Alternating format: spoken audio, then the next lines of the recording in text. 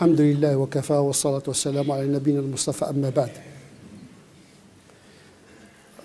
Le prophète sallallahu alayhi wa sallam, dans un hadith rapporté par Muslim via Abu Huraira, nous décrit l'avènement d'une période qui sera caractérisée par le trouble, fitna, par la perplexité, le hayra. Il viendra un moment, dit-il, sallallahu alayhi wa sallam, où il y aura un trouble obscur, obscur, une nuit obscure, dont les parties ne se distinguent pas. Et dans l'obscurité obscure, on n'arrive pas à discerner entre le bien et le mal. Il viendra un moment de grande confusion, d'une grande déroute. Dans ce moment-là, la personne, le matin, est croyante et le soir, incrédule.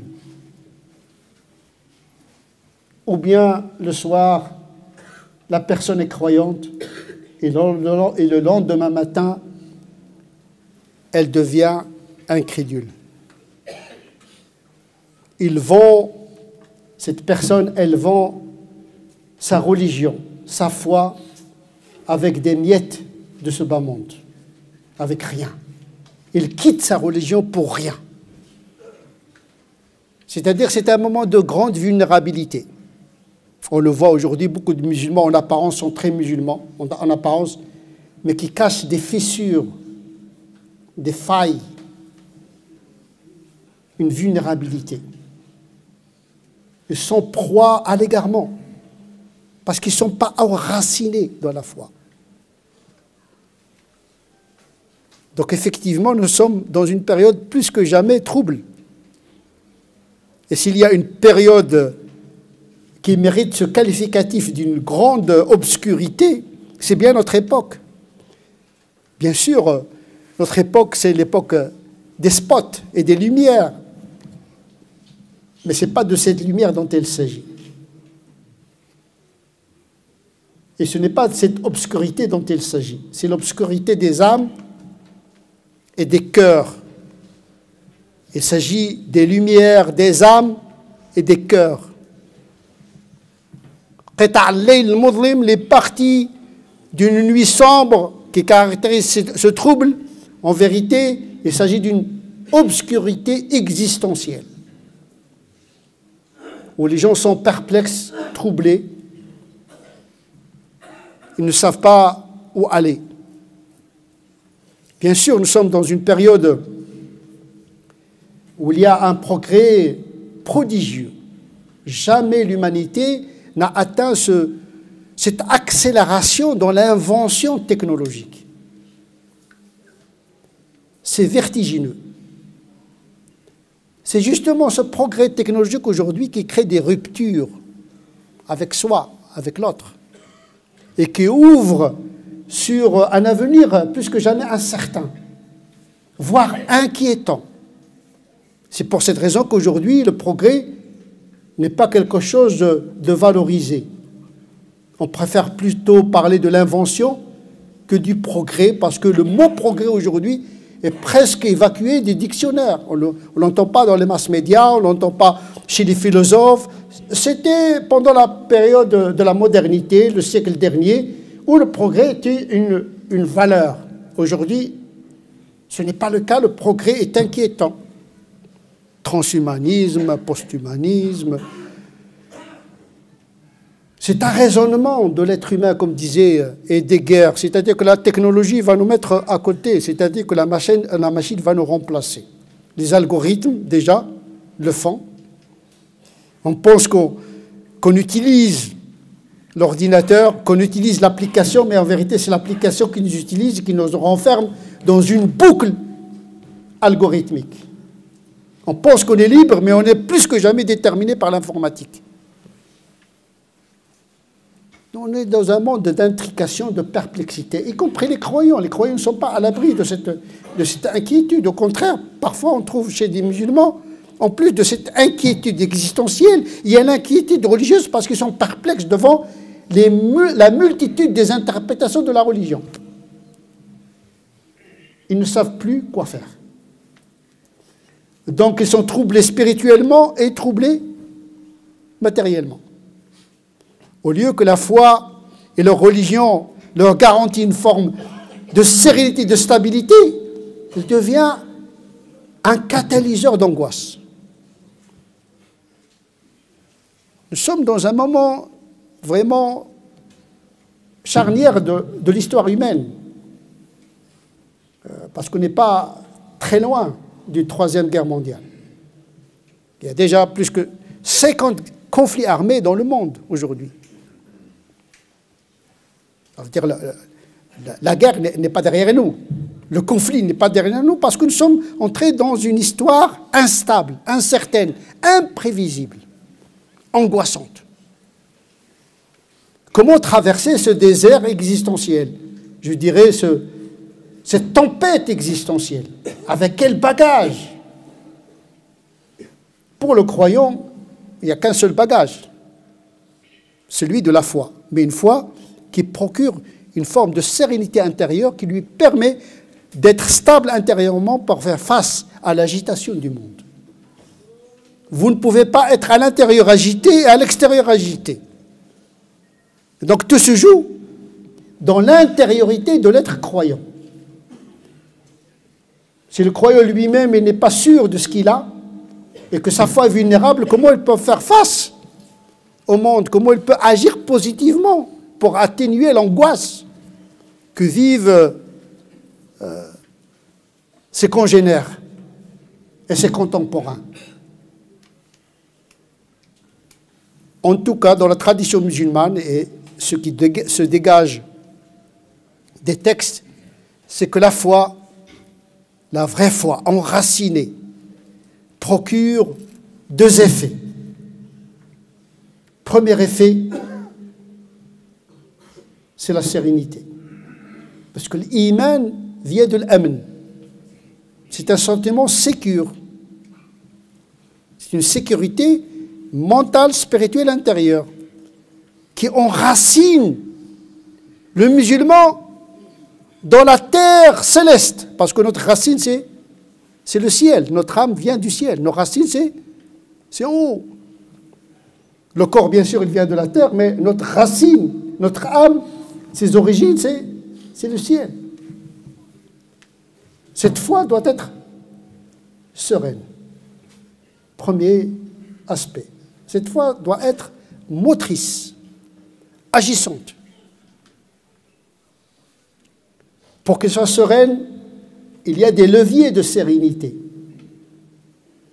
Le Coran nous a prescrit beaucoup de remèdes, beaucoup de moyens, beaucoup de voies qui permettent d'accéder à cette paix intérieure. Parce que malheureusement, le conflit est partout. Avec soi-même, avec son conjoint et sa conjointe, avec ses enfants. Le conflit est dans la société, il est sociétal, il est politique, il est économique, il est mondial. Il n'y a que des tensions partout. Ce qui aggrave la situation, c'est que ce conflit est redoutable dans la mesure où il est aggravé par la technologie. La technologie, il multiplie le bien comme il multiplie le mal. Avec l'intelligence artificielle, on n'est pas à l'abri d'un conflit entre logiciels interposés. C'est-à-dire que l'homme serait dépassé par sa propre création. Nous serons gouvernés par le virtuel. Déjà, c'est le cas. Les gens aujourd'hui, ils vivent plus dans le virtuel que dans le réel. Ils ont du mal à avoir une relation réelle dans le réel. Ils sont connectés en permanence. Le Wi-Fi ne s'arrête pas. S'il n'y a pas de connexion Wi-Fi, il y a 5G. Et s'il déconnecte avec le virtuel, on dirait qu'il est mort. Il ne peut plus bouger. Mais il ne pense pas à la connexion avec le ciel. Seule la connexion avec le ciel qui procure justement la sérénité. Ala bi dhikrillahi tatma'innu qulub, c'est avec l'évocation du nom d'Allah que les cœurs acquièrent la sérénité. La sérénité, ce n'est pas le fait d'être fade, insipide, indifférent. Non, la sérénité, c'est un sentiment très fort, c'est un état spirituel. Ce n'est pas un état psychologique. Parce que vous pouvez être serein après une consommation de la drogue. Hein. Très serein, tranquille, calme. Ça s'appelle l'anesthésie ou appelez-le comme vous voulez, mais ce n'est pas la sérénité dont nous parlons. Attention, les mots ont un sens. Il y a des gens qui disent « Ah, je suis serein ». Ben, oui, il y a la sérénité psychologique qui ne dure pas trop longtemps. Hein. Il y a la sérénité spirituelle qui est une stabilité de l'âme. Et cette stabilité de l'âme ne peut être acquise que par la connexion et une pensée connectée avec le divin. Ne cessez d'évoquer le nom d'Allah. N'oubliez pas Dieu, parce que si vous oubliez l'absolu, vous oubliez. Et donc, la foi dont il s'agit, c'est une foi enracinée, sereine. Mais pour qu'elle soit sereine, il ne faut pas qu'elle soit perturbée par des pensées attribuées à la religion. Parce que parfois, il y a des interprétations de la religion, en matière de la théologie, de la dogmatique, et en matière des pratiques qui peuvent perturber la foi. La question de la condition de la femme, le hudud, il y a beaucoup de choses dans le Coran qui peuvent perturber la foi d'un croyant postmoderne, disons. Comment ça se fait que dans le Coran il y a ça? Comment ça se fait que les fuqaha ils ont dit ça? Ça trouble. Donc il y a des interprétations qui troublent le musulman, religieusement parlant, sans parler du trouble existentiel qu'il partage avec le reste du monde.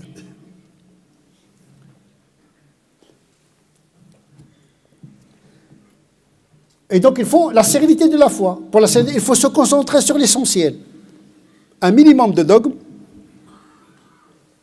l'unicité de Dieu, la prophétie de Mohammed sallallahu alayhi wa sallam, le retour à Dieu, le jour du jugement dernier, l'iman bil ghaib, on sait que il y a un monde imperceptible, les anges, l'âme, etc. Ça suffit pour être un bon croyant si on sait qu'on vient de Dieu et c'est à lui le retour et on a des comptes à lui rendre. Le reste, ce sont des détails qui n'avancent en rien du tout le musulman. Parce que pour le musulman, l'essentiel, c'est de rencontrer Dieu. Or, il n'y a pas plus grand que Dieu. Le paradis, enfer, etc., ce sont des chemins, mais l'objectif, c'est qui? C'est Allah, subhanahu wa ta'ala. Et parfois, on perd Dieu dans le chemin. Dans les pratiques, dans les croyances, on est perturbé par quelques dogmes, le retour du Messie, d'abat, des choses, etc., qui n'avancent en rien du tout le cheminement spirituel du musulman. D'autant plus, ce ne sont pas des dogmes essentiels. Donc, il faut se concentrer sur l'essentiel. Et les pratiques également, parce qu'il y a des perceptions de la charia qui peuvent troubler le simple croyant. Donc, la sérénité, c'est avec le dhikr, mais avec une vision de la dogmatique et une vision des pratiques qui ne troublent pas la sérénité de la foi. Cette vulnérabilité cachée, parce que des musulmans, ils entrent, ils commencent à découvrir des choses dans les sites, etc. Ils entrent avec une foi sincère, puis à force de consulter les sites, il entend des choses et des prédicateurs qui disent parfois tout et n'importe quoi, ce qui risque de troubler sa sérénité, sa foi et sa confiance en Dieu et sa confiance en sa religion. Voilà des éléments perturbateurs de la foi. Le dhikr, par contre, il renforce la sérénité.